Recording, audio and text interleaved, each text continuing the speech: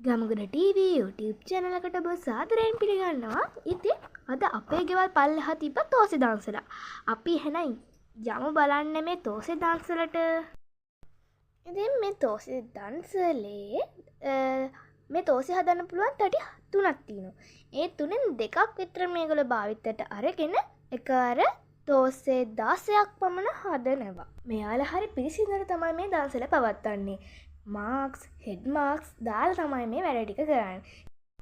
ඉතින් මේ නැන්දලා මාමලා මොනතරම් කැපකිරීමක් කරලාද මේ දන්සල සංවිධානය කරලා තියෙන්නේ.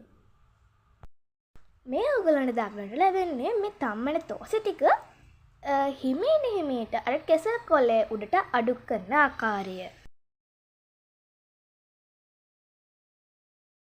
ඉතින් මේ සේරම එවෙලේම හදන නිසා අපිට බයක් සැකක් නැතුව අනුභව කරන්න පුළුවන්. මෙතන ඉන්න නැන්දලා මාමලා හැමෝම වගේ කාර්යබහුලව කටයුතු කරනවා. ඉතින් මේ දන්සල සාර්ථක කරගන්න. තවද මෙවැනි දන්සල් ලබන අවුරුදු වලත් දීමට ශක්තිය, ධෛර්යය, වාසනාව ලැබේවායි අපේ channel එක විසින් ප්‍රාර්ථනා කර සිටිමු. විශේෂම කාරණය තමයි අපේ YouTube channel එක subscribe කරන්න අමතක කරන්න එපා. එහෙමම like එකකුත් දාන්න.